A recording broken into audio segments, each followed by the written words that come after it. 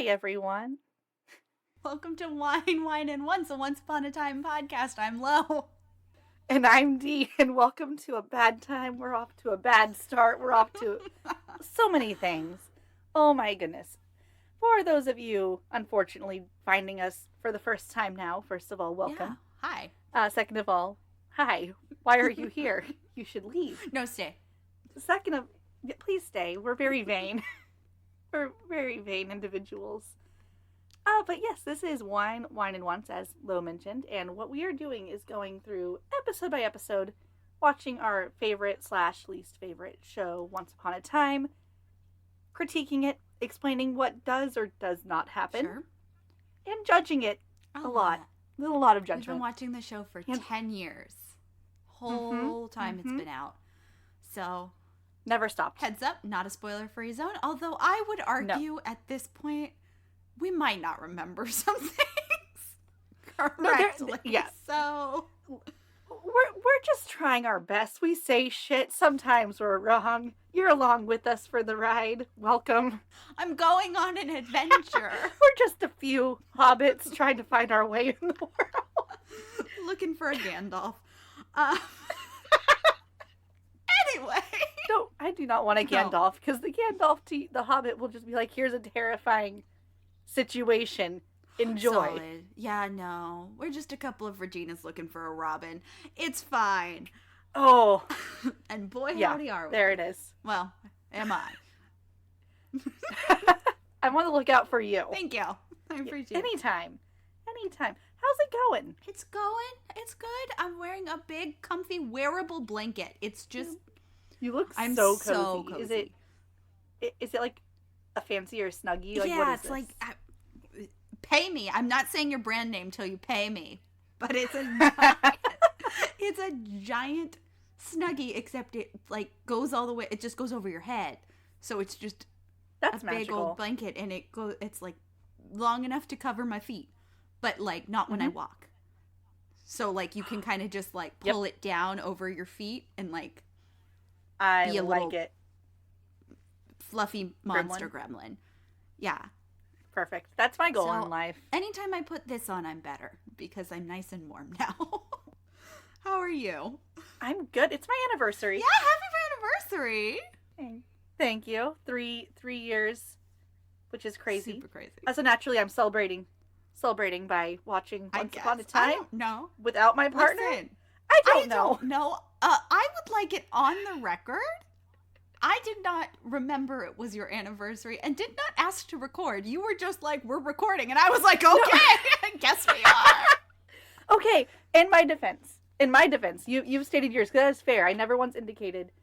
My partner and I are going wine tasting this weekend. So we're going to go to Temecula. Going to do some fancy wine tasting. So we're celebrating properly later. After the fact. Exactly. So we're elderly people. We don't stay out late and do things on weeknights. So there was no plans happening tonight. All right. Well, I just would like it on the record. At no point was I like, it's your anniversary, we need to record. No. This is my own personal choice. This is my way of celebrating, I guess. There's something wrong with you. Have you considered that? Correct.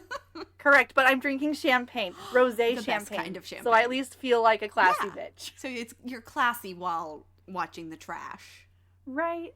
Exactly. And I really do think that this is the best wedding gift I can give to my partner. It's an evening of him just getting to play video games and not dealing with me screaming about this show. That's fair. It's the gift that keeps on giving to us all. Well, happy anniversary. Thank you. No, but all that I am good, and cheers. Better than last week. As you can tell, we're not listing what we're eating for dinner. It's better. So we're better. So much better. It's all good. It's all good. Exactly. But I believe we've once again both brought the wine. Oh fuck yeah, we're getting better at this. We really are. I have a Chardonnay, so we all know I'm a white wine better bitch. So, you know.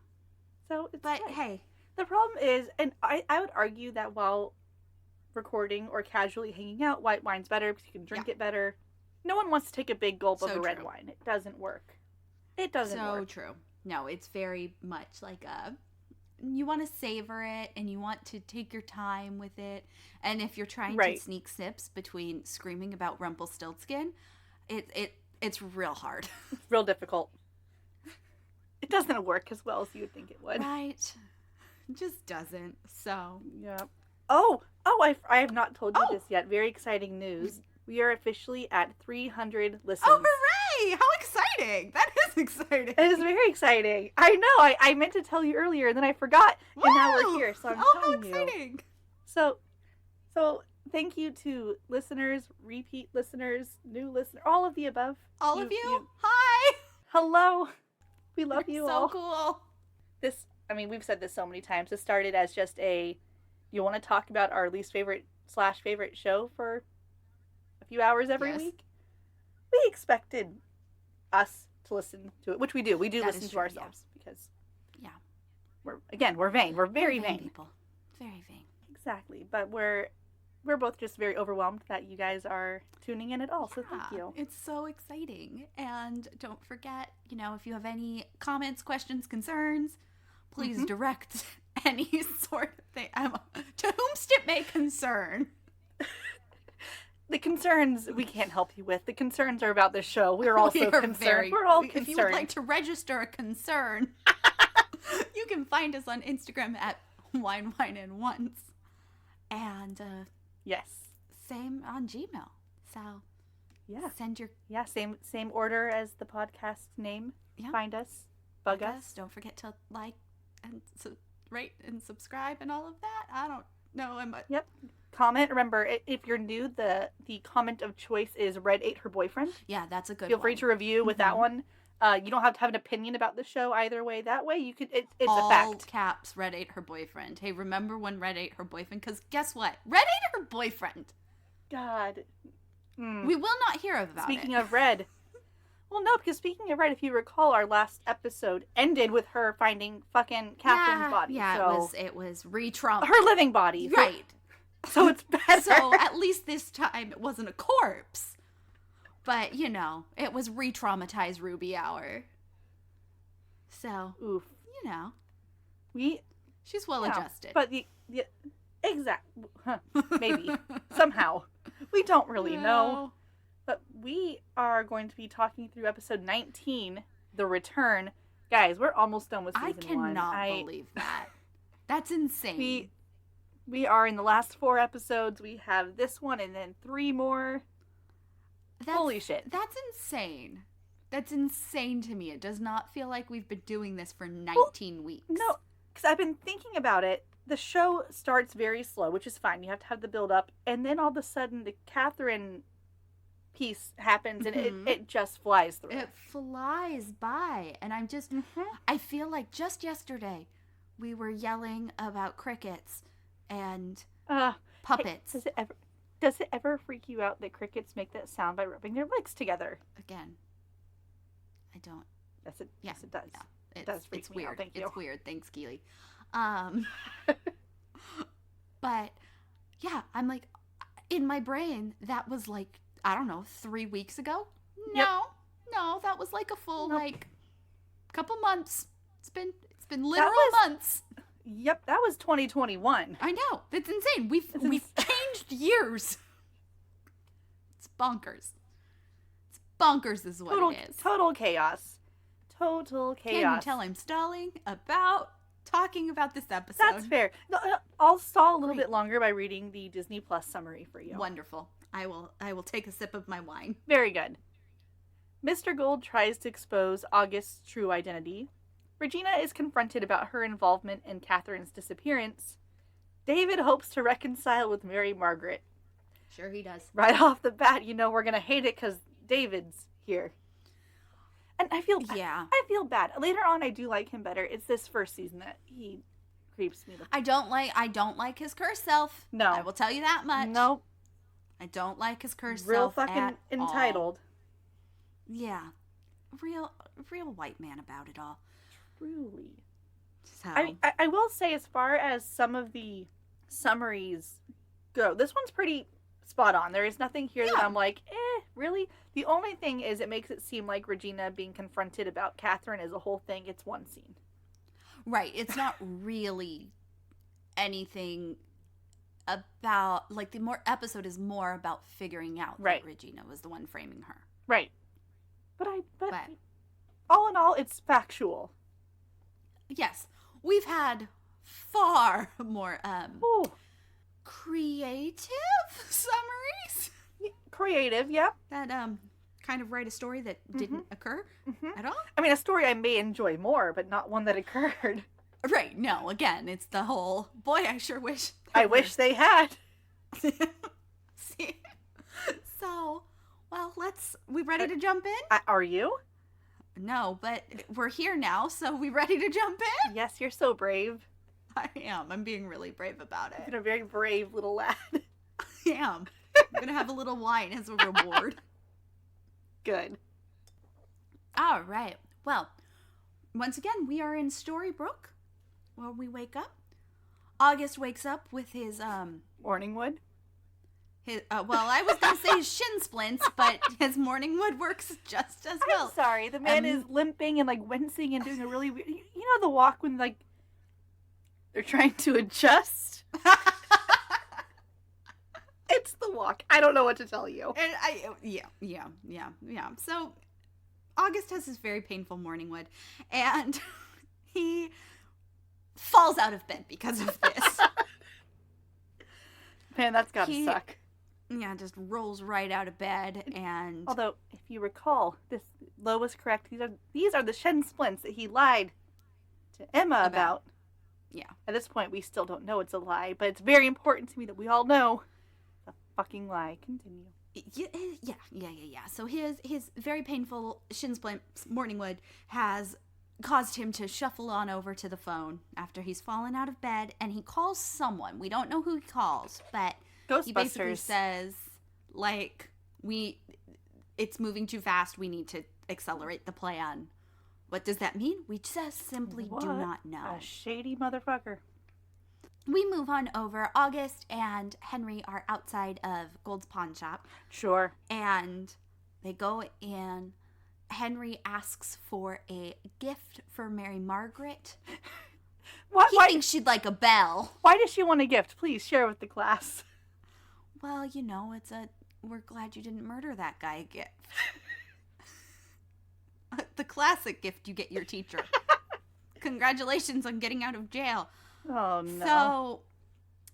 So, he's asking Rumpelstiltskin to help him find a bell, and this gives August enough time to sneak in the back door while they're testing bells, I guess. Don't know. This scene is too much for me. This scene is too much. It's a lot. So, August is searching for something, and Gold obviously catches him. Where's Henry? Who's to say? He's just out there, testing bells. He got really excited about the bells. I won't get over this. I was screaming about it earlier when we watched. I continue to be upset about it because they had a whole plan. It was Operation Cobra's always ready. I got your back. You be sneaky. I'll distract. Henry's gone. Completely Henry gone. is mesmerized by the bells. So the bells are hypnotic, apparently. Operation Cobra is not always on, is what I'm hearing. No, what I'm hearing is Operation Cobra can and will be distracted by bells. That's what I'm hearing. Yep. So, Gold obviously confronts August and asks, "What are you doing here?" And August claims to be looking for maps. And Gold is like, "Boy, maybe you should see the front of my shop. Why the fuck are you behind my desk? My dude, get out." Exactly. Now we move over to the hospital. Oh boy. Emma is visiting Catherine, who is still alive and kicking.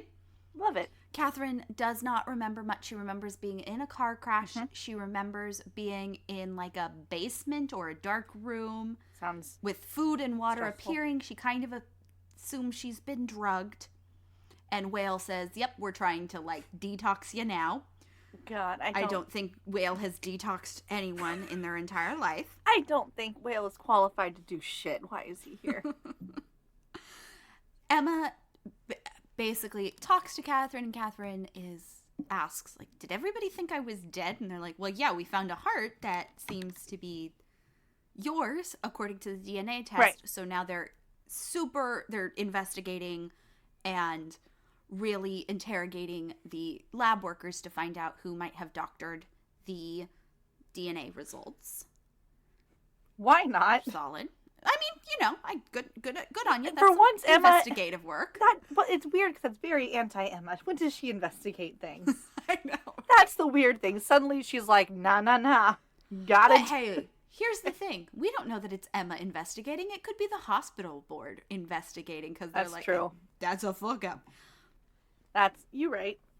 Whatever the case, we're not going to hear more about that, really. We're going to hop on over to Regina and Mr. Gold. Oh, boy. And Regina is pissed at Mr. Gold because she is saying, you went back on your deal. And Mr. Gold is like, whoa. I have gone back on exactly one deal in my lifetime, and it was not this one. Bitch, please. I promised something tragic would happen, and I would say kidnapping is very tragic. So what I'm hearing is he's now local genie Mr. Gold, because he's using like the genie rules bullshit where it's like, oh, well, you said this and I did that. Technically, I did what you asked. Yeah, no, Mr. Gold is a monkey's paw.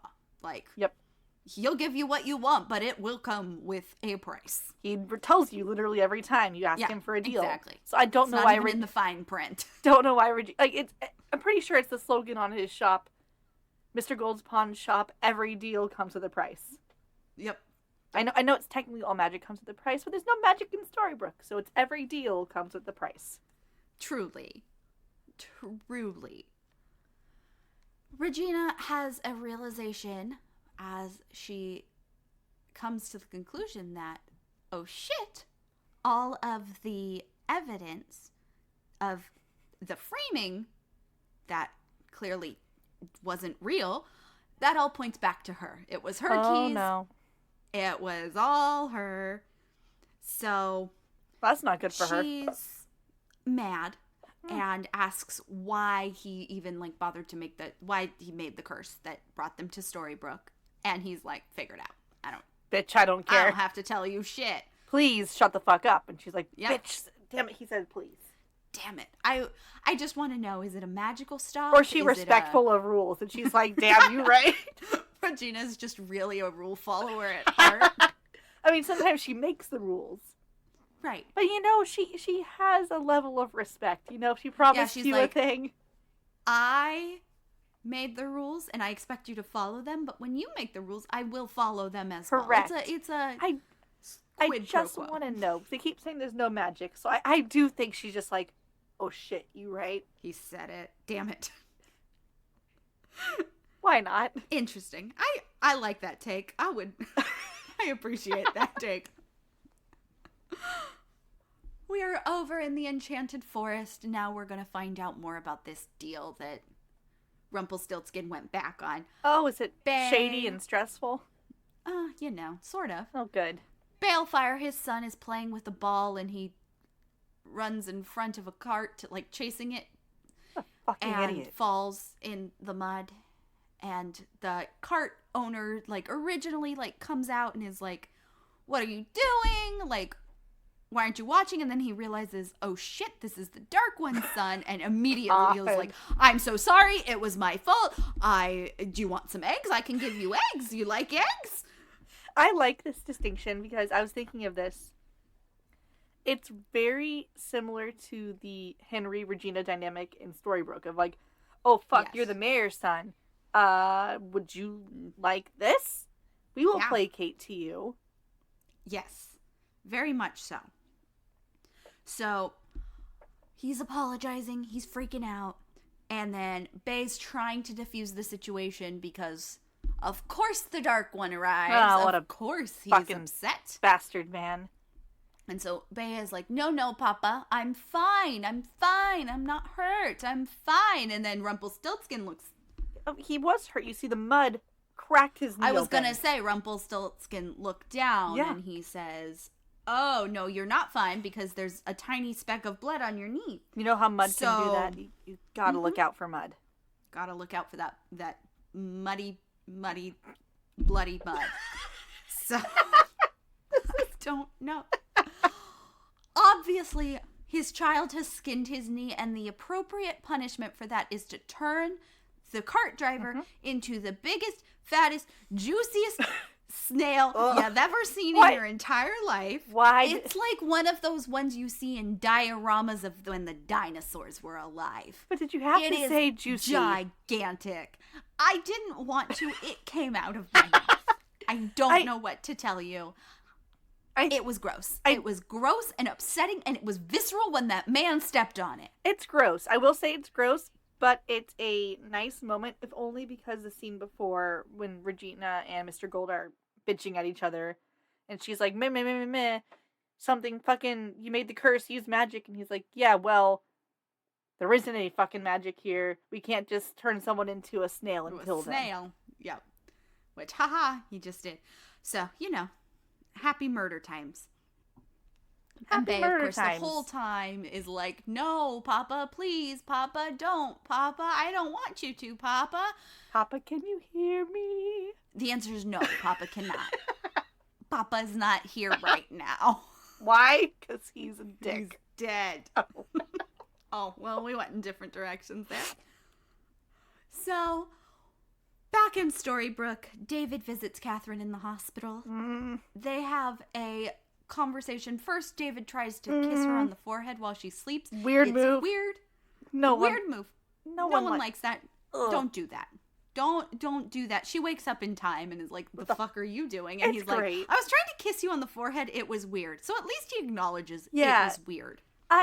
Before we go more into this scene, I will say Catherine is an amazing character for this scene alone. How she handles herself and how she handles the situation. No one deserves Catherine. No. Catherine is a perfect baby angel who has done nothing wrong except be named Catherine. I was going to say, I retract everything I said back in Yonder Day. I like one Catherine. It is this Catherine, who technically her name is Abigail, Catherine. So I still don't like a Catherine. I like an Abigail. So, exactly.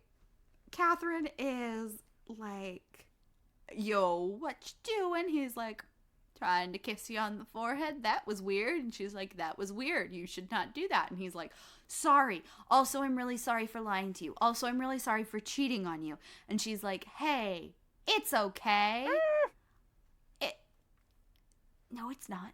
But she's like, hey, it's okay. We weren't meant to be together. And you know what? This isn't it for you. I understand that. I can't be mad at you for being the first one to see that we weren't meant for each other. Baby Angel, you can. You can be pissed. You can be mad. Be mad. This is your opportunity. You can say, yeah, I'm fucking pissed. I understand you didn't love me. That's not the issue. Right. I'm not mad that you're in love with another person. I'm mad that you cheated on me. And you cheated on me. And then we're like, yeah, you should go to law school. I can't be with you. Yeah. And didn't fess up to the truth. Exactly. But we're not going to hang around here for very long. Nah, we're done. Move on. Yeah, we're done with the Catherine of it all. And now we're going to go over to Mary Margaret's apartment where the town has gathered to have a welcome back from jail party. They've made a banner. We're going to see it again. Love that. I do like the detail that we're going to see this banner again. I love that because that means either the props team had to recreate letter by letter, or they had the foresight of like, just fucking keep it. Who's to say? Just keep it. Yeah, like, why not? And both are good options is the thing. The idea that they would have the foresight to save shit is hysterical, but also imagine you're a production assistant. You're not getting paid enough. Someone stares at you and says, watch episode 19 of season 1 and recreate this banner. Right? Like, just for a visual gag. Because all we're getting out of this banner, the next time we see it, is, like, I think Aunt Emma gets tacked on to the bottom. Like, welcome back, Mary Margaret and Emma. And Emma. Which is objectively hilarious and good on them. Right. In any case, we are at the party for Mary Margaret's welcome home. Henry hands her a gift of a bell. He found his bell. And he also hands her a card from the whole class that's essentially like, hey, we're so glad you didn't kill that lady, Miss Blanchard. Yay! God. Like, that's the card. And he's so proud. He's like, we all signed it. And she's like, oh. Uh-huh. I'll be back soon. I don't think this one's making the walls.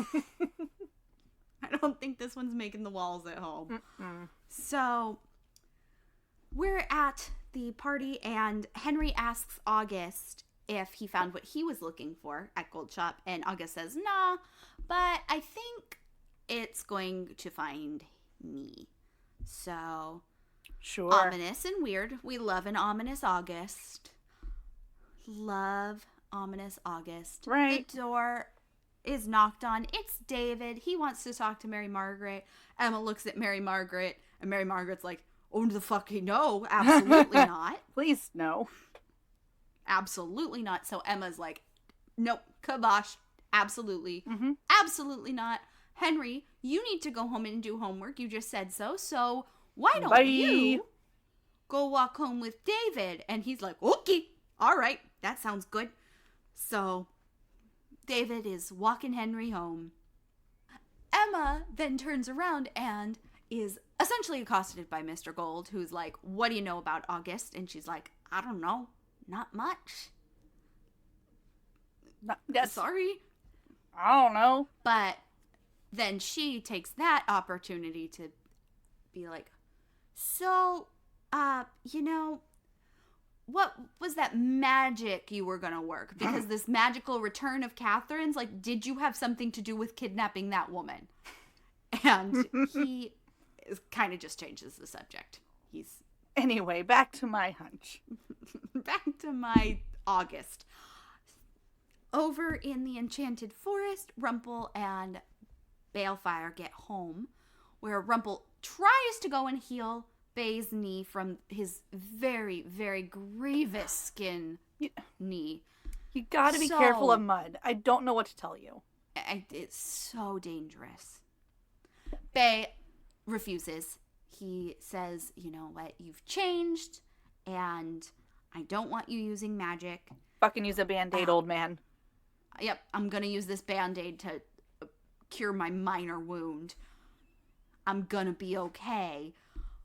And you've changed, you're different, and Rumple tries to say, well, I caused a truce in the Ogre War, so I've saved thousands of lives. And he's like, yep, but you kill people now, so nah, I don't like it, and I wish you wouldn't.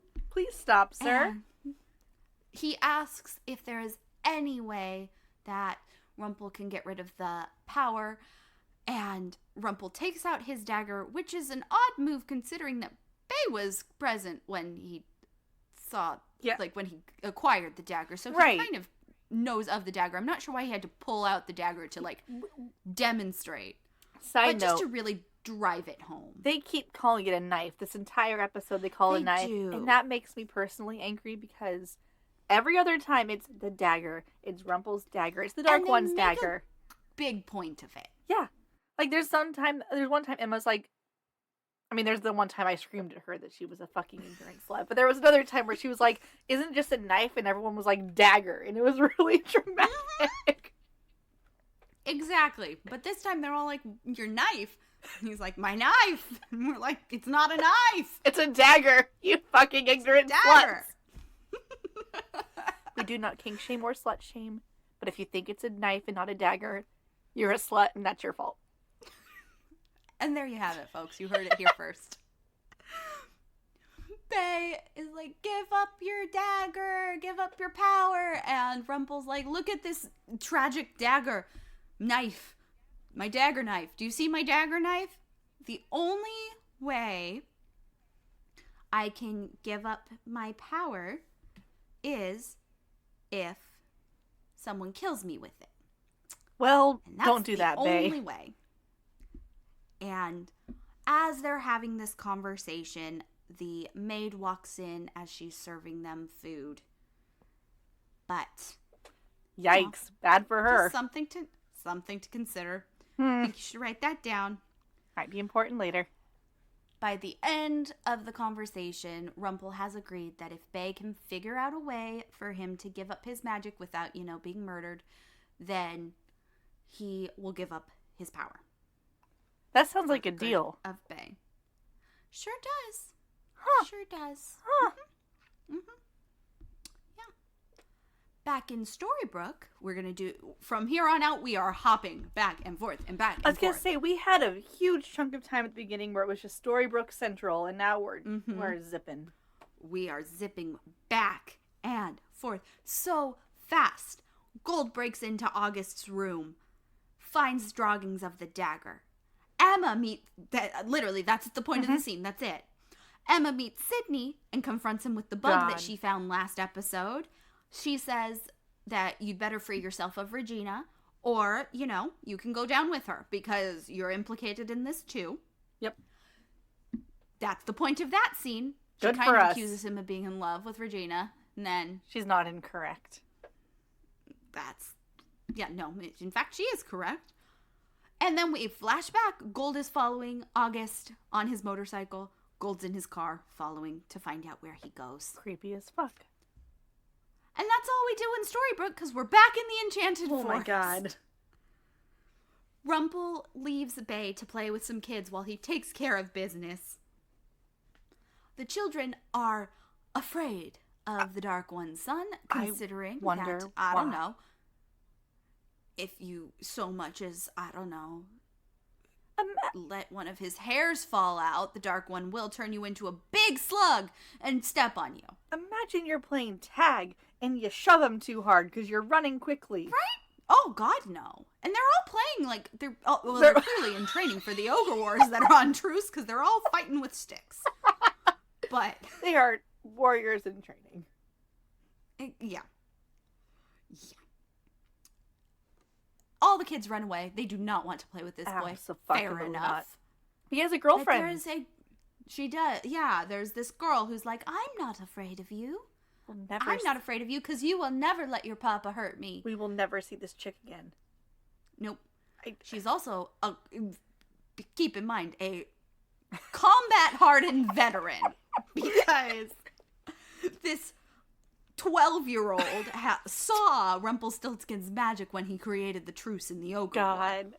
I have to believe the writers were not thinking of the implications of that line when they wrote it down. Right? Like, this means this girl has seen battle with ogres. And I know that was the whole thing of why he got the dagger was my boy. My boy is going to go to my boy. It's just my boy. Oh, no. So our combat-hardened veteran tells Bay of the Rule Gorm. Sure. And I believe it's like the original source of magic, like the most powerful magic. That seems dangerous. Like someone shouldn't have that much magic. At least more powerful than the Dark One. That's the important implication here. This is something, a source of magic that is more powerful than the Dark One's magic. Something to just consider. Do not like that. Rumple returns. Right. And the girl leaves. Bay and Rumple start talking, and Bay realizes there's blood on his shoes. Papa, no. Papa's murdered the maid. He literally, my favorite, he's like, you can see like Balefire looks at his pants and is like, the fuck? And he's like, oh, don't worry about it. We need a new maid. Yeah. No. Just like on another note. Unrelated. No. We need a new maid. And basically, Papa, no. Come on, man. And he's like, Papa, what? yes. She saw the dagger. She met my parents and saw the dagger. She has to die. Like, yep. I don't know what to tell you. And Bay's like, she was a mute. And he's like, well, even mute people can draw a picture. What an insane thing to say. Flawless logic. Again, sorry, Bay. She fed me food and saw my dagger. She has to die now. Yep. Like, I don't know what to tell you. Yikes. Back over to Storybrooke. We're going to flash on over there for a couple sentences. Jesus Christ. August goes to the convent to talk to Mother Superior. Oh. Good. They talk. He walks away. Gold approaches Mother Superior and is like, hey, and she's like, our rent's paid, we're good. And Fuck he's off. like, I'm not here for the rent. Which is weird because because Mr. Gold is always here for the rent, Yeah. but that's not. He's here to ask what August was talking about, and she reveals that August is in town looking for his estranged father. He said that he is looking for his dad, and they haven't met yet. They haven't talked yet. Back over to the Enchanted Forest, Oh my god. Bay summons the Rule Gorm. Drum roll, please. Who this source of magic I can't that do a is drum more roll. powerful than the dark one? There you go. It's the blue fairy. Motherfucker. It's the blue fairy. The Blue villain. fairy, everyone. God. No. The truest villain of the show. We The give truest villain of the show, everyone. we give her too much power and it goes unchecked. Again, I would like to remind everyone the premise of this episode is that this source of magic is more powerful than the dark one. Thanks, I hate it. Thank you, Lo. This is the worst thing I've heard today. Thank you. Oh, I have worse news for you. Thanks. Tell me. Let's hear it.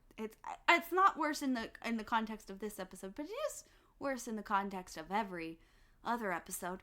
Blue Fairy is there, and she's like, your life is not untouched by magic, boy. And he's like, I sure would like it to be. So Yeah, that's the problem.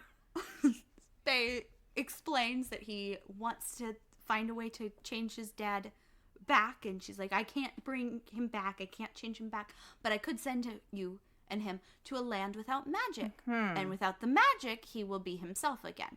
And Bay's like, sounds great, how do I do Sign that? me And the she's fuck like, up. great, sounds great. I'm gonna give you a magic bean that creates a portal. And very importantly, Bay, look me in the eyes. Look me in the eyes. Let me tell you this. I want you all to look me in the eyes and listen Eye to this. contact. Eye contact. Eye contact. This is the last magic bean. Shut the fuck up. No, I believe it is the last known magic bean. Doesn't fucking matter. They are Doesn't making matter. it clear. The implication is this is the only bean in existence. We do not have more. This is the only one.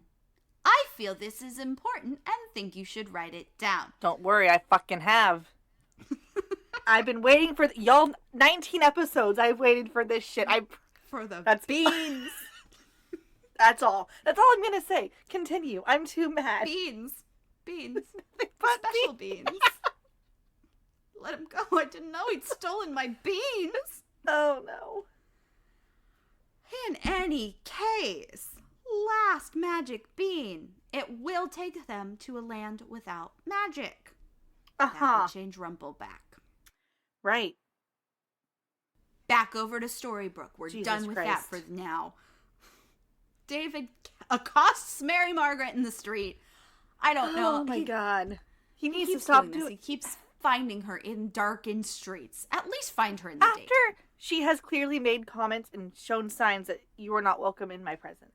That's the thing. I don't want you. I don't want you to be here. Please go away. And he says, Listen. I'm really sorry. I want to try. I want to talk. I just want to apologize. And she's like, we can't move forward. I can't move forward. No. You didn't believe me.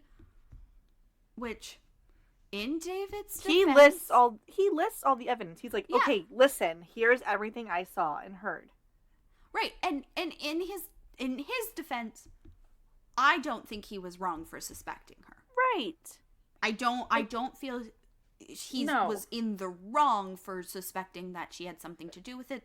The evidence was mounting. Right. He had memories that seemed to confirm it, even if they were weird. Exactly. I think the thing here is Mary Margaret goes on a whole thing where she does the smiling while crying thing that she does best, and she says, I'm still hurt.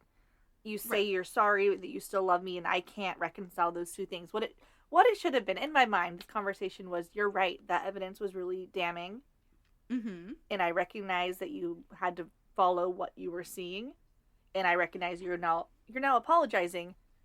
But that is too painful. I'm not ready. I can't. That hurts me too much. Even though you were well within your rights, I am hurting, and I can't be with someone. I think that's kind of what they were trying to get at with the I can't move past this. Right. But in I'm too hurt to move on from it. They fixated a few sentences too long on but I was innocent, but I was being framed. Exactly. But I was innocent. It's not. Right. And that's not the point. The point is you're hurt. Yeah. Not that he should have blindly believed that you didn't murder I think someone. They forget, because she's like, you're the person I thought would always be there for me. You've known him for 28 seconds. Right. You've known him for a month, maybe? You went on maybe two. She keeps saying, you know what, I don't want these bad memories that we're these bad moments that we're making now to sully all these good ones. And I'm like, which ones? Which? Right. The three adultery ones. That's the weird thing. The only good memories that you have are when they were actively in an affair. Uh-huh. Yeah. Yikes. Exactly. Eesh. In any case, she believes that there is some force that is keeping them apart. Right. And David professes his love, and she's like, I know, and that's what makes this so very sad. So, that's, sad. That is sad. That's where we're going to leave them. It is sad. It is. They both do a good job in this scene. He cried. I don't know if Josh Dallas cries on demand or if they were just able to do movie magic, but he has the single tears dripping down his cheek, and it's very well done, and I like it a lot. No, they do. They do a really good job. Probably because they're in love in real life at this point. So that's fine. Whatever. Let's go back to the Enchanted Oh, Forest. can we? I guess. Rumple is spinning gold in his house when Bay gets home to tell him about the meeting with Rule Gorm, which Rumple immediately is like, you talk to the blue fairy. Okay, let's cut this crap. Right. Also, fairy magic does not mix well with what I have. And Bay's like, sketch. We have a deal, you're not backing out. And that's it. We're going back to Storybrooke. Fuck you, Dad. We're back to Storybrooke now. Gold visits a very surprised Dr. Hopper, who's like, is the rent due? I didn't think it was. And he's like, I'm not here about the rent. And everybody's like, but you're always here about the rent. He even says, why do you guys keep asking this? Because, sir, the only reason you talk to anyone is because they owe you something. They owe you money. But he seems very offended that people would even assume he's here for money. He's like, I have pure intentions. No, sir, you're a landlord. No, I'm here intentions. I would like the cricket that has a fake PhD to give me counseling, thank you. Yeah. Let's go inside. I want to tell you about my son, August. He thinks that August is his son. He also thinks that August may still be angry with him. And, I wonder why. Here to kill him. My favorite is, he's like, my boy and I had some disagreements. We fought. I think he's still angry with me, and Dr. Hopper's like, oh, that's pretty normal for parents and their children to fight. He goes, I think he wants to kill me. Yeah. And he's he's thinking of patricide. It's like, okay, I think that's less normal. That's normal. Yeah, that's not as normal. But Hopper counsels that he should be honest with his son and just ask forgiveness. Oh, sure. Something Mr. Gold has always been good at. Yeah, no, this is his strong suit. It is. Really. But you know what? To his credit, he meets August out by the cabin in the woods. Right. Whatever that little cabin is. Oh. And Gold says he knows who August is. And I know August what says, you are. oh, good, the lying can stop. And he calls him Papa. Stop. We have a lot to say on this later, so I'm going to shut the fuck up. But I can't with this entire... Papa. Papa. This is like me last week with Mother. Mother. Papa. Now we're in a different set of woods, an enchanted forest set of woods. Bay and Rumple are there in the dead of night. Mm-hmm. And they're getting ready to take this journey to the land without magic. But as Bay throws the bean, Rumple has second thoughts, and he grows scared, and he's certain that, which, to be fair, the portal is scary looking. It's glowing green light, and it's not good. No, it does not inspire confidence of good things happening. But he's too afraid to jump through, and Bea is insistent that he comes with and follows through on their deal, and Rumple tries to stop Bea from jumping in, and he grabs him, but eventually he lets go. And as Bea falls into the portal, he calls his father a coward, and the portal closes behind him. And then, of course, the second the portal closes, that's when Rumple's like, I want to go, I want my boy back. Let me have I want to go. I'm ready, please. And he starts trying to dig to, like, go wherever Bea went, but, obviously that's not going to work. God. Oh, no. They've been separated. Oh, shit. Very sad. Let's go back to Storybook. Oh, please, can we? We're going to spend some more time with Father and Professor Son. Gold apologizes to August and gives a good apology. It's heartfelt. You can tell It's an honest apology. And he says, basically, I don't deserve it, but I have to ask you to be the bigger man, as you always have been, and forgive me. And they embrace. They have a hug. It's very dramatic for everyone. Yes, it's a sobbing, crying hug. It's very dramatic. And then they pull back, and Gold was like, you were looking for the dagger. And August says, yep, I was. Sure, Papa, yes. I wanted to make sure you didn't have it, because if you had it, that would mean you hadn't changed. And Gold says, well, I buried it because I didn't want Regina to find it. He takes August to go find this random spot in the woods where he's buried it, which, again, a great way of hiding something. Just go bury it somewhere random. That's what he was doing in the woods with his galoshes on. Yeah, he's got 7 different hiding spots, and he just goes and moves it every day. Every day there's a pattern. So, okay, Mondays it's here, Tuesdays it's there, and then on Mondays it's under the rock. Every other Friday it's by the creek. And if it's a full moon, I switch it up and I shuffle the order locations all over. Yep, exactly. Just to make it a little more random. Make it spicy. Add a little spice. He takes August to his weird random hole in the ground where he pulls out the dagger, and August holds it and immediately tries to command the Dark One. That seems like a choice. Very, very formal language. It's very funny. Yeah. I command thee. I command thee. It's like it's something very dramatic. Like, yeah, it's like by the power of the Dark One, or I command thee. I command thee. By the power of Thor. I don't know. It's a whole fucking thing. It's a whole thing, and Gold you're not my son, because my son knows this is a land without magic, and the dagger won't fucking work on me. Ya bitch. So, who the fuck are you? Oh no. August says a little fairy told him about the dagger, and Gold immediately is like, okay, I'm gonna kill you. Bitch, you're and dead. You know I'm gonna kill you. So, knowing who I am, because you clearly know who I am, right, and you know I can kill you, why would you do this knowing I would kill you? And August says, well, I'm gonna die either way. I'm dying. Right. Either way, I need magic to save me. Selfish. Yep. Love that for him. I'm here because I want to make the Savior believe. I want to make Emma believe. Why not? I'm here to get Emma to believe. And so he's worried that he's not going to have enough time to do that before whatever is killing him kills him. But yikes. Gold allows him to live because he figures, well, you're going to die either way, so you might as well try to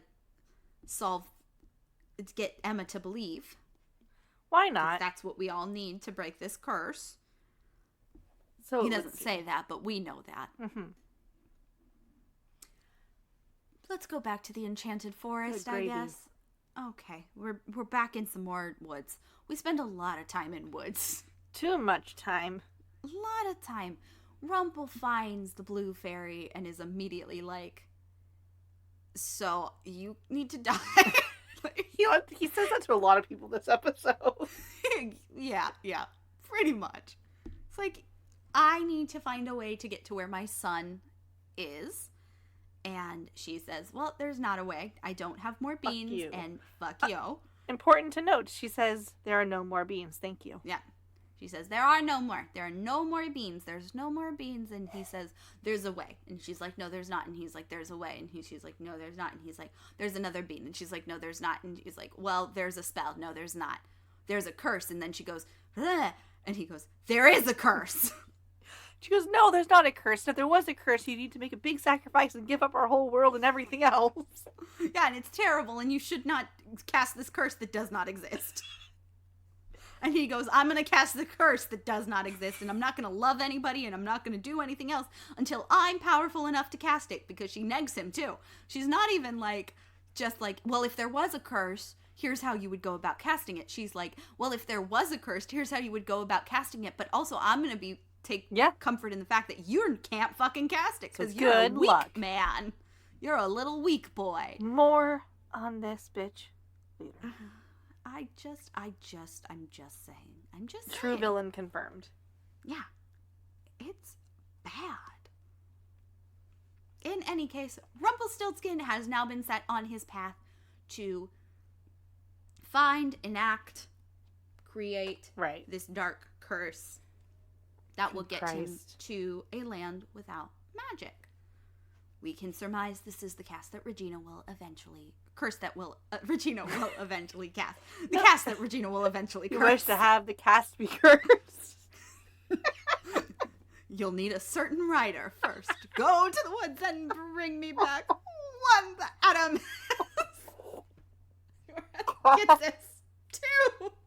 Oh no. Hate this here. That's fine. You heard it here first, folks.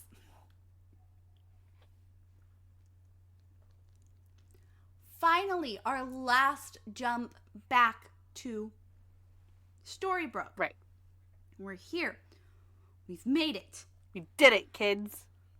Regina is at the sheriff's office. It appears she is going to confess. She is not going to confess. Ah, rats.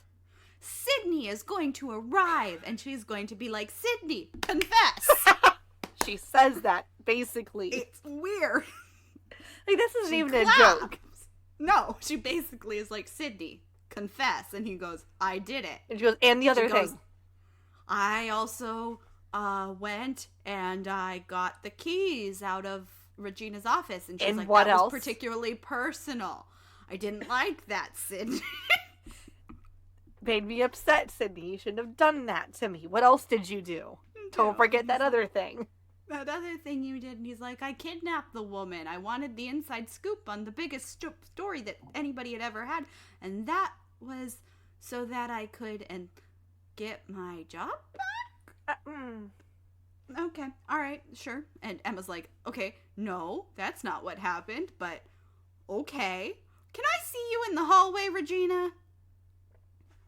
And they go outside and she accuses Sydney of lying, which he is. But she's like, he is lying to protect you. Right. He's in love with you and he's lying to protect you.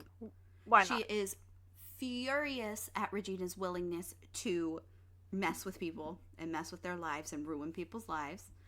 Fair, I suppose. Right. And then she says, well, you know what? You tried to take away someone I loved, so now I'm going to take away someone you love. I'm getting my son back, bitch. End of episode. How? Emma, how? I don't know. I don't know what her plan is here. This episode's insane.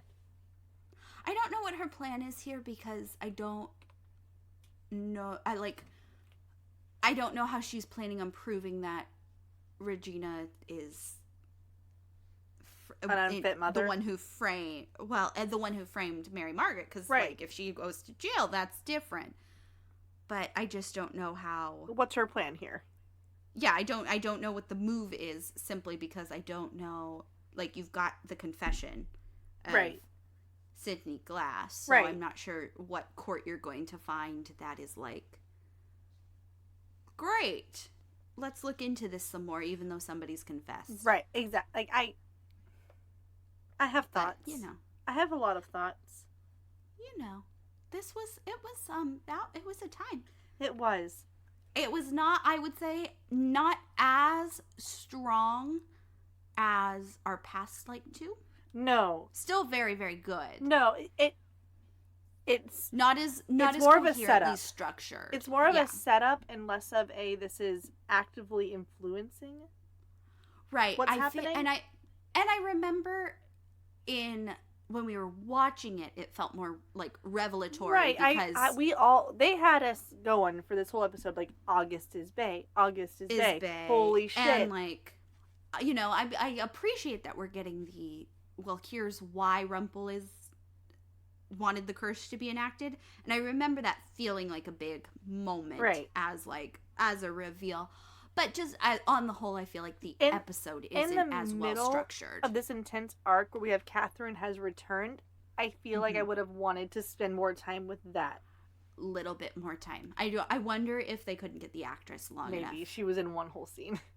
Yeah, right. Like, I wonder if she's just like doing a favor and like came up and filmed a bunch of little scenes for like a couple days and then was gone. Right. But where do we want to start? We have things.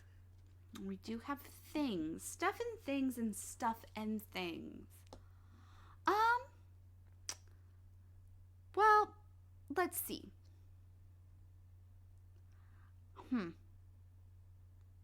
No, we were just talking about him briefly. Let's start with August. Yeah, let's start with Ominous August. I was trying to decide if I wanted to start there or if we should just start yelling about beans. Ugh.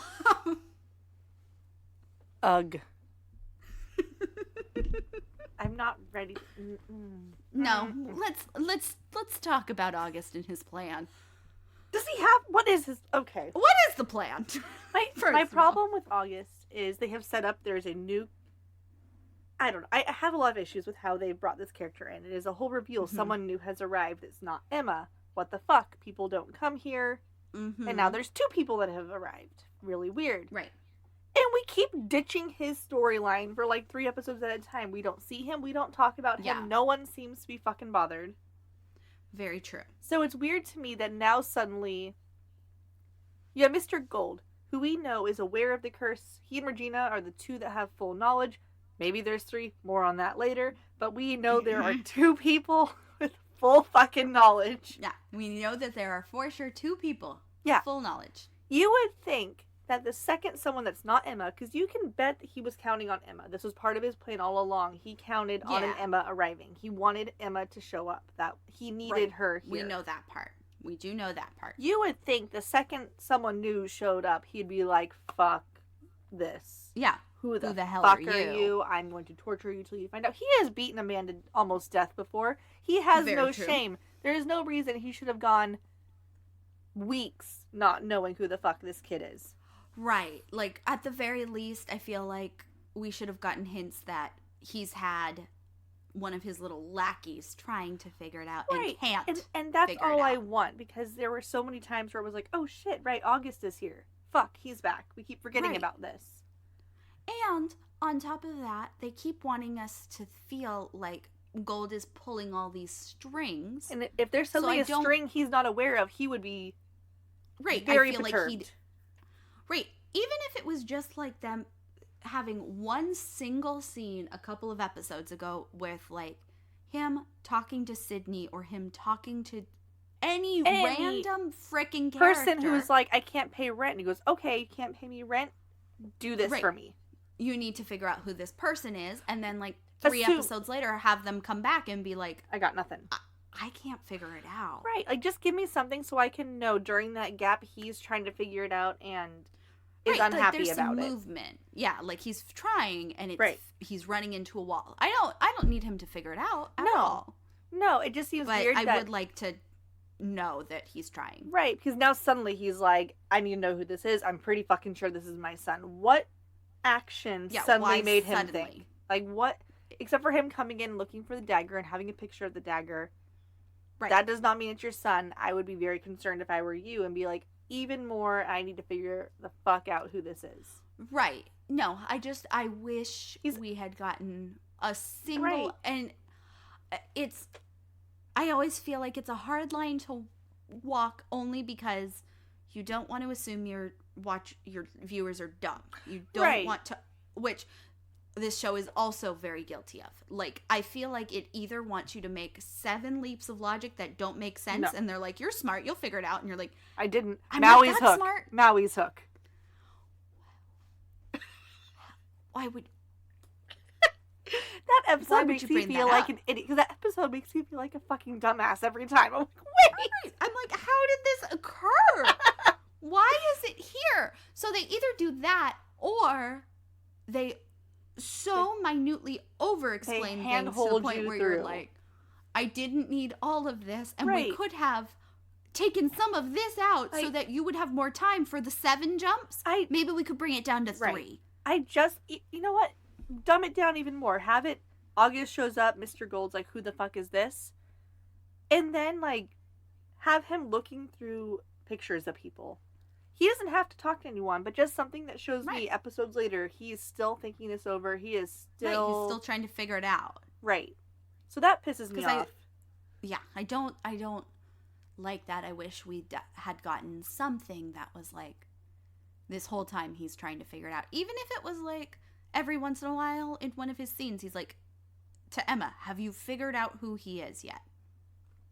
I mean, we know Emma's concerned. We know Emma's trying to figure it out. Right. That would be dumb because they're so often not on the same side of an argument. But at the very least, we'd be getting, Gold is trying to figure this out. Exactly. So there's that piece. Piece 2, what is this man's plan? Come to Storybrooke, acquire dagger, question mark, question mark, question mark, profit. There it is. I hate this scene because we know, again, we spoil things. We know he's talking to Neil and saying, this isn't working, we need to expedite things. I can only assume, this is my headcanon, he has a headphone in this entire episode of Neil telling him what to do. A little earpiece, like they're on a date. Yeah, just like it's Cyrano de Bergerac. Yep. He's Christian. Christian? Is it Christian or Christian? I always forget. I don't remember. We can watch the movie when it comes out later this year. It came out 5 days ago. Oh, well, this year. Wait, maybe more than. Let's go see it. Anyway, side note. Okay. Side note. You can tell how much I keep up with movies. That's valid. I can only assume Neil is coaching him. He's saying, you gotta say Papa. You gotta say you forgive him. Have you said Papa 7 times? Have you looked away really moody and then looked back at him and said, Papa? Papa. Have you considered saying Papa some more? Right. And Neil, again, Balefire. He, like Rumplestiltskin or Mr. Gold says later, he knows he went to a world without magic. If Neil is in August's ear, as we have implied, he would have coached him at the very minimum. Okay, here's what my papa knows. He knows I went to a world without magic. I know there is no magic here. I know he probably has his dagger, and I need to know where it is. We don't know why. The plan makes no sense. Fuck the plan. Right. No, nobody's paying attention to the plan. Right. It doesn't make sense to me that August would immediately say, I saw that. I didn't say anything. I didn't say anything. It makes no sense that August would immediately say, I'm going to wield this magic and control you. Right. Well, especially... Do your research, bastard. Especially because next episode, the dragon. Yes. Soon. Coming very soon. We're about to get a lot of August's backstory. Right. Wherein he attempts to find magic. Yes. He knows there is none. Why would he think the dagger would work? Correct. Even though I believe dragon does have magic. And what I don't understand... As I recall. He was gifted the dagger. Play the game just a minute longer. Say, thank you, Papa. I will find a way to destroy it. Then go find your fucking magic and control the Dark One. Yeah, right? Like, go find your friend and be like, I got your Papa's dagger. Can we maybe stop saying the word Papa? No, we cannot. I'm sorry. No. Oh, no, that wasn't for us. That was for the grown men. No, Neil will not stop saying Papa. He will say Papa 9,000 times an episode. If there is actually an earpiece situation, Neil's like, fuck, shit, this was not part of the plan. August. Right. Hey, stand down. Stand down. You leave my Papa alone. Right, and but again, what was he going to command him to do? I don't know. Dark One. Make my morning wood stop. My wood. Dark One, magic my wood away? I don't understand because... I don't know. He implies... Make me not Pinocchio anymore. Right, well, because he implies to Mr. Gold, I need magic to survive. But the phone call at the beginning of the episode implies, like, he needs stuff to help someone else. Unless the implication is, okay, I'm dying, so I need more time, so I need magic, so I don't die, so I can save Emma, so she can save us. Boom. Well, for August, I think it's, I need Emma to, again, this doesn't make sense with why he's trying to control the Dark One before Emma leaves. That's where I get caught up. I think the implication is, we need to move the plan faster because I'm running out of time.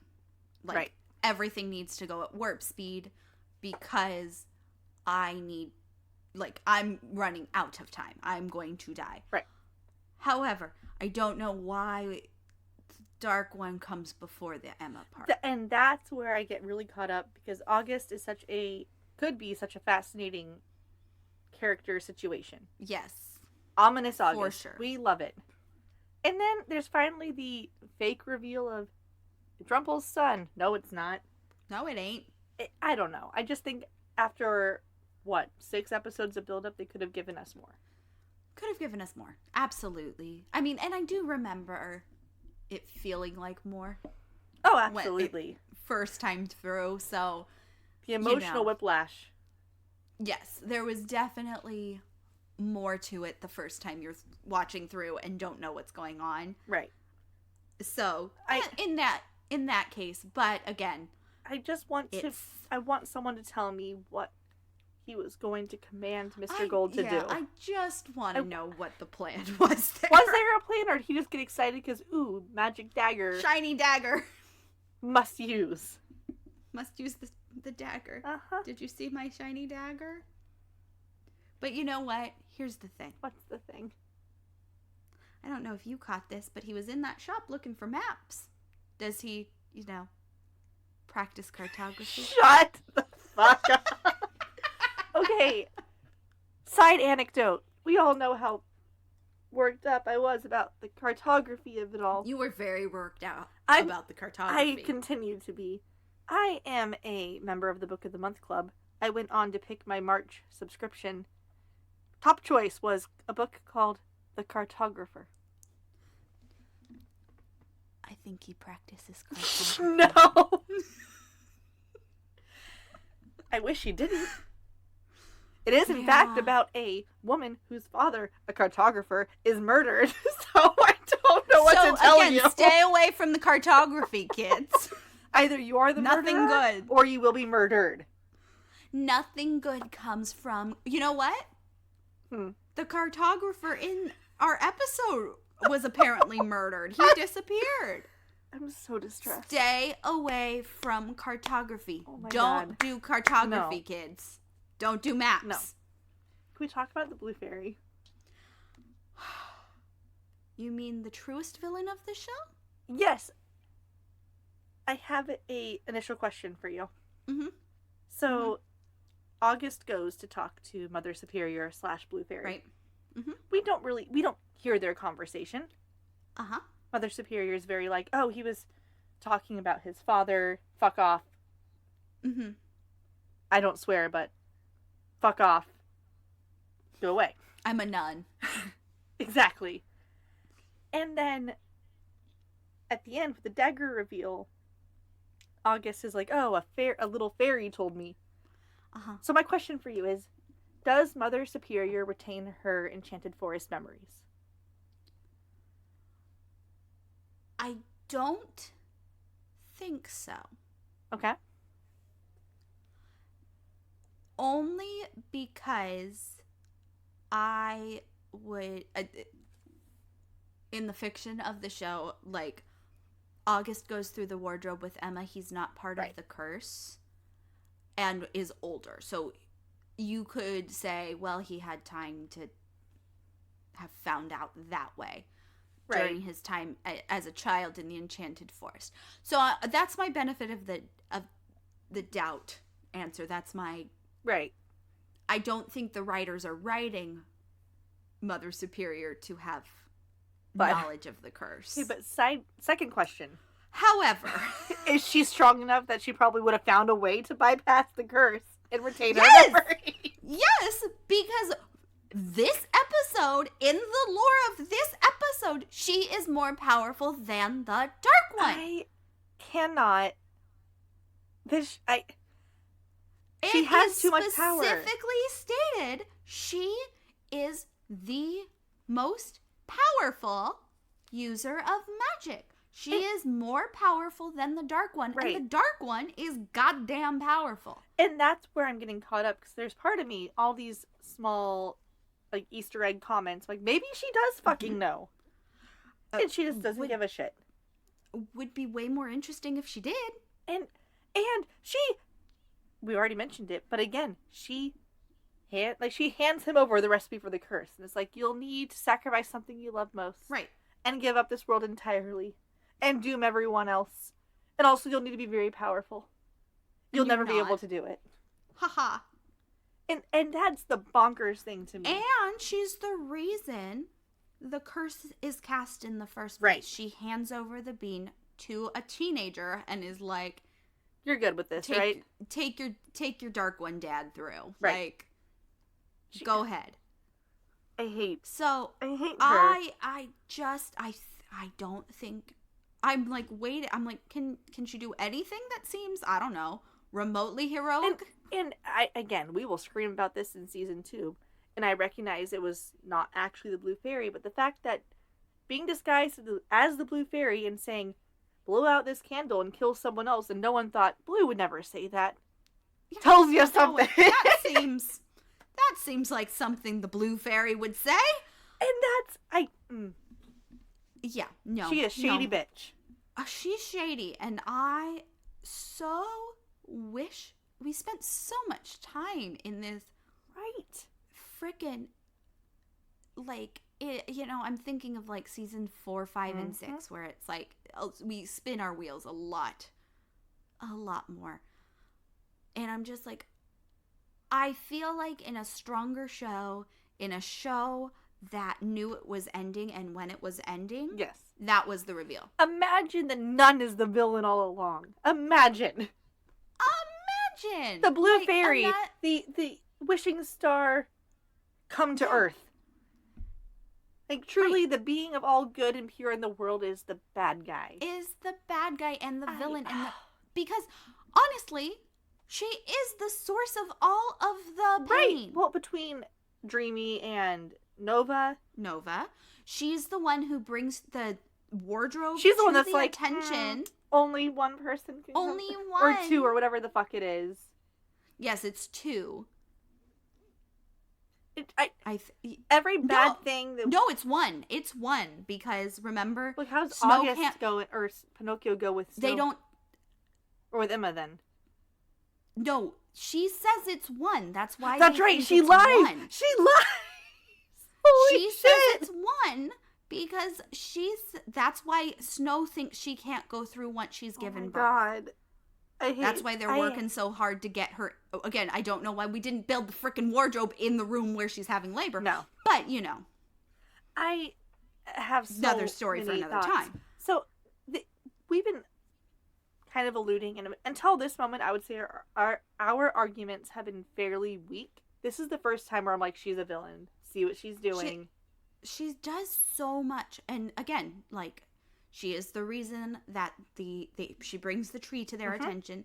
She says only one can pass through the wardrobe. Right. She hands Bay this bean and separates him from his father, setting off a chain of events that results in the creation of Storybrooke. Right. And this world without magic. And all of this misery. And so it gets worse. And she gives him the curse. And she'll do more. She keeps doing shit. I do not trust her at all. No. And I think in a braver show, that was where they would have gone. Like, I agree. I feel like they were planting seeds of it being shady. And then, like, I think they didn't know when they were going to end. Right. Or anything. And we're just like, well, we don't want to play that card too soon. Right. And then by the time they knew they were ending, the actress was like, deuces. Nah. That's valid. Nah, we're good. And that's valid. So, but it's not good. No, there's so many things especially in this episode that are just like true villain. Oh, yeah. Like, yeah. Hidden behind, I'm trying to help. But not. Again, is the reason the bean is in the hands of Bay. That, therefore, leads to the creation of the Dark Curse because Rumple is trying to get to where Bay is. Right. Then not only that, because, you could say unintended consequences, whatever. Fine. Like, there was no way of knowing that Rumplestiltskin would go to this length to go find his son again. But then she's confronted with him and, like, doesn't try to hide the curse. No. She kind of does in that she doesn't say, yep, there's a curse. But he rambles off a couple of different options and then she's like, she hears curse and is like, meh. And he's like, so there's a curse. And she's like, if there were. No, there's not a curse, but if there were a curse, here's how you would cast it exactly. And that is the reason where I'm like, okay, all you had to say was, she can poof herself away. Why is she still there? Just leave. You don't have to listen to this, man. You are more powerful than him. You've told us that you are. In fact, he tries to stab at you and you fly away from that, so. I hate this. I don't fucking know. I am fully on board with the Mother Superior. That's valid. Blue Fairy is the true and ultimate evil in this show. Amen. Okay. Other than the beans, are there things you want to discuss? No. Let's do a quick recap of the shrubbery before we please do. Hop into the beans because that'll take a minute. No real additions to the family tree, obviously. We already knew about Bay. Right. And for Rumple, a second, maybe August was on it, then we crossed him out. Right. So, no changes there. On the Fuckfern side of things, I'm giving one weird moment to Emma and Rumple. There was a weird moment at that party where they're, like, being obnoxious with each other, and then there's, like, a weird look, and, like... They get real close to each other. Yeah, and I'm just like, if we're gonna give it to Regina and Emma... We have to give it to anybody else who has those moments, and therefore they're not there yet. They're not on the weird one sexual down, tension yet. 2 to go. They're 1 down, 2 to go. So oof. Oh man. Yeah. Okay. How's the bean count looking? I'm gonna end there. I'm gonna do the lives first because all right. Yeah. Related to that scene you just mentioned where Emma and Rumple are being obnoxious, or I guess technically Mr. Gold. She's confronting him about, like, well, did you hide the body? Did you hurt Catherine? And I got nervous that maybe he was going to lie. Mr. Gold's a crafty bitch, and he just is like, he skirts around it. He does not give an answer at all, but Right. He's a lawyer. Yeah. He lawyers his way out of it, which is great. However, this pains me greatly when Emma is talking to Sydney, and Sydney's like, I confess, I totally did it. I did these things. See these keys? I took them. I wanted to get the story from Catherine. she's like, okay, but like, she says something that implies like, okay, yes, that won't hold though if you're lying. Like, since you're lying, that's not going to hold in court. Like, a confession based on a lie is not a confession. Right. Which means... I mean, I know in fairness what you're about to say is correct. He's lying. He's full lying to her. And she said... No. I'm not disputing your call at all. I'm just saying I don't have a superpower, and I was looking at him going, no, you didn't. You're lying.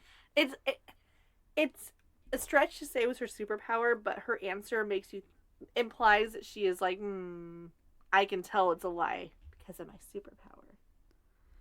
Wait, no, because it's a very clearly rehearsed answer. But no, I'm not disputing your call at all. Stupid as fuck. So that brings us to 11 out of 17 fails and 6 out of 17 successes. Hate that journey for us. You know, we're still not doing great. Super hot over there in Liland. But we're here. But, okay, And then curses, still no things to add, although we do know, I guess, how it was given. Occurred. Yeah, good for us. Great. The beans. I have been alluding to this shit since episode 1. I promised you all I wasn't lying, and look, I'm not lying. How many beans do we have? Well, none now. We were told that was the last one. Of course, right. We had the one, and it's gone now, and there are no more beans. No, we are told twice. She tells Bae, hey, this is the last one in the land, so use it wisely, child. Mm-hmm. You small child, use this well. Yep. I know your father's a coward, but you should really use... Hey, you impulsive teenager. Mm-hmm. Try this. And then... Try this, and hold on later, when Rumplestiltskin's like, hey, you fairy, give me another bean. She goes, sorry, there are none left. Right, so... There are no more magic beans is her exact sentence. Yeah, but I am hearing... She said, there are no more magic beans. Yeah, so what I am hearing from you is that there are no more magic beans. We're going to find so many more magic beans, I'm going to go and say. There's going to be so many freaking magic beans. We're going to have a whole field of them. We're going to have a whole fucking field we sure of them. are, yeah. And then those burn down and they say, oh, shit, there's no more. There's no more magic beans. And then there's going to be more magic beans. And then you know what's going to happen? Henry's going to find some multicultural storybooks, and he's going to find another bean, and he's going to have a bean. And he's going to throw a bean, and you know what he's going to do with that bean? What is he he's going to do? Have sex with Cinderella. That's what he's going to do with that. Okay.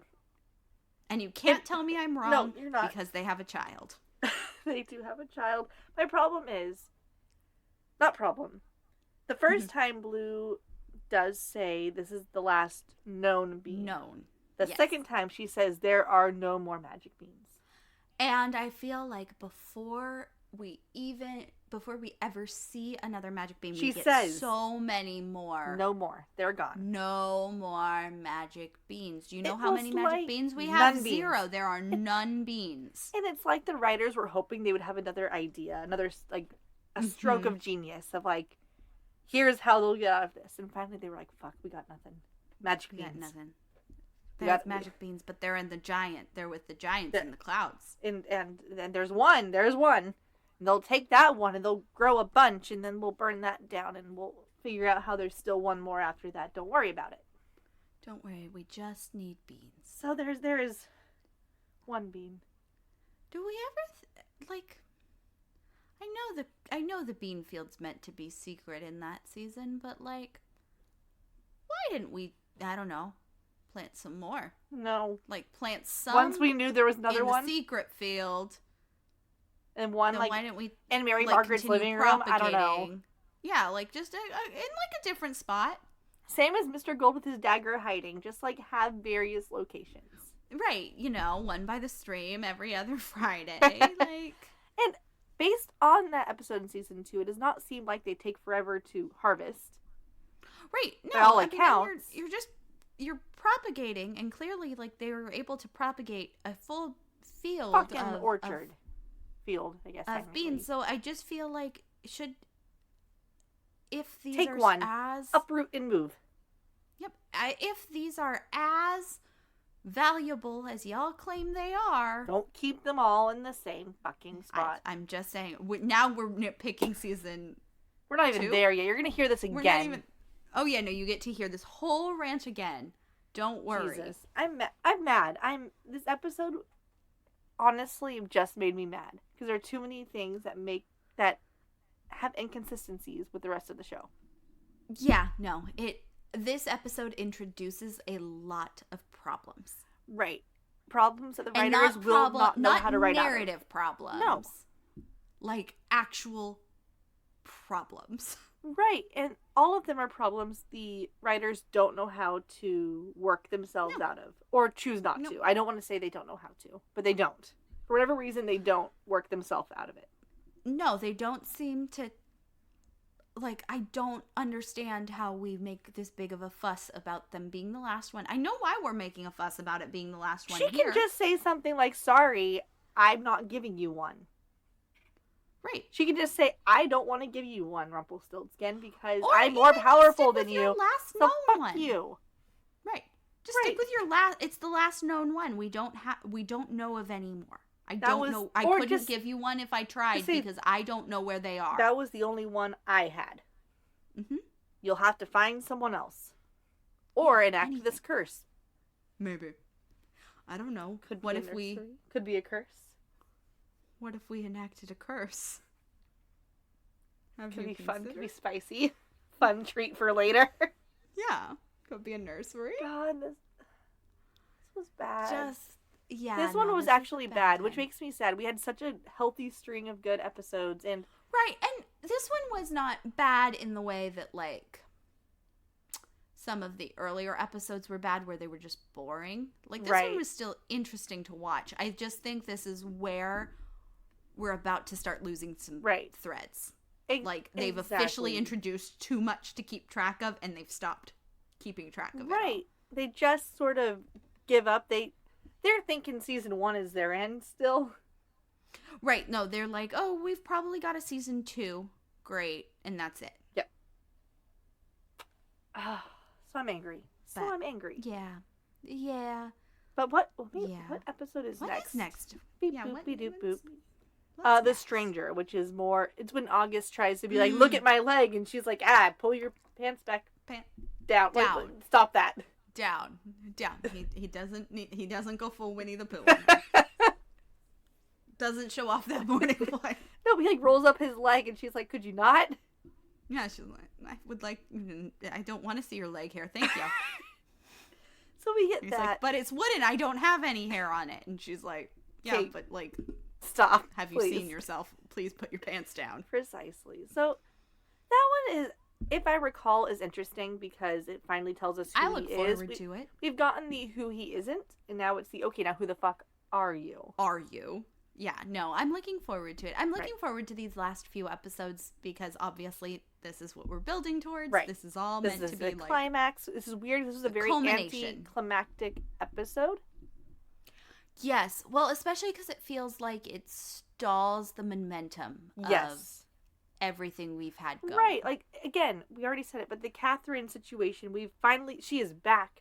Mary Margaret's no longer being accused of murder. She's back to her life. Why the fuck was Catherine kidnapped? We are not spending enough time on the fact that she was in a cell and given food. No, yeah, we're not not dealing with that. No one seems particularly concerned about that piece. And that worries me. Well, you know, when the sheriff has to go threaten the mayor's child some more, that takes precedent. So I'm so mad. I don't know what to tell you. I'm so mad. Yeah, no, it just felt like it did. It just felt like this interrupted everything. And I know part of it was to give us, like, the important stuff we're supposed to take away from this episode is not the Storybrooke stuff. It's the Enchanted Forest stuff. Because it's setting up Neil and Neil's return.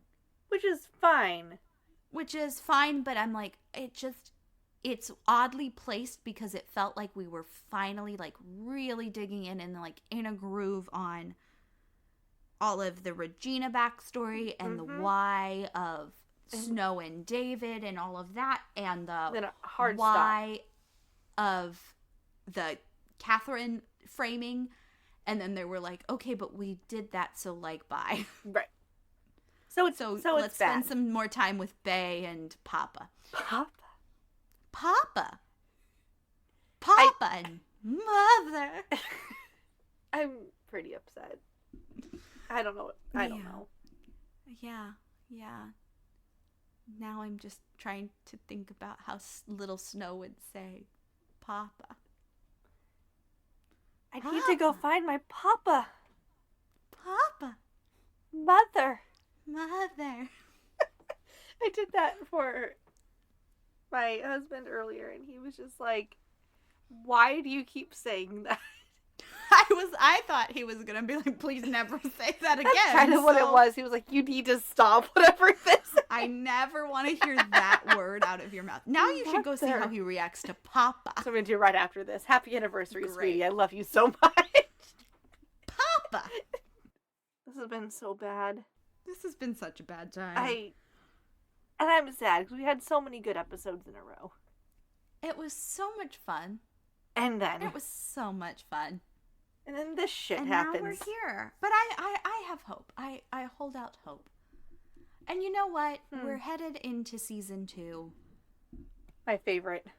Wherein lies Korra. Mm-hmm. Wherein lies Mulan and Aurora. And Philip being the most polyamorous couple I've ever seen, or throuple in polycule in the entire world. Perfect. We all just agree they're in a relationship. Yes. Like, right? Absolutely. Okay, great. Awesome. So that, and we get Hook. We do love Hook. We don't like Hook Hook with is on Emma, but his we love way. Hook. I love Hook when he's like in cohorts with Korra. That's a very fun minute for us. Right. I mean, of course he's disgusting. Well, because those first episodes he's painted as a villain, so it's okay to be like, yeah, he's gross. And then they're like, also he loves Emma and he's a good guy. I'm like, no, but he's you can't 180 this on me. Right. Well, but they keep trying, because that's what they keep trying to do with Rumplestiltskin. I'm exhausted. They keep trying to be like, he's a good guy, and then you're like, Stop. no, he's not. And they're like, but he's a good guy, and you go, okay, maybe he kind of is, and then they're like, no, he's not. Fuck you. I feel like this show gaslights me on a daily basis. I mean, it's rough, especially in relation to Rumpelstiltskin, because they are like, he's a good guy, and you're like, no, he's not. I just watched him murder a man, and they're like, no, but he's a really good guy, and he's a really sweetie and a person. softie, and finally you go, You're right. okay, yeah, maybe he is, and they're like, no, he's not. Fuck you, he's the Dark One. It's so many times. Ladies and gentlemen, it's the Dark One. Everyone applaud for the Dark One. Oh, gross. I hate But, you know, this was a bad time. This was a bad time, but I have really good news for you. What is the good news? It can only go up from here. It sure can. Have a great week, everyone. Yes, have a great week. We will see you, hear you. We'll tune in next time to hear whatever the fuck we have to say next. Don't forget, find us on Instagram at @winewineandones, and send any emails to @winewineand to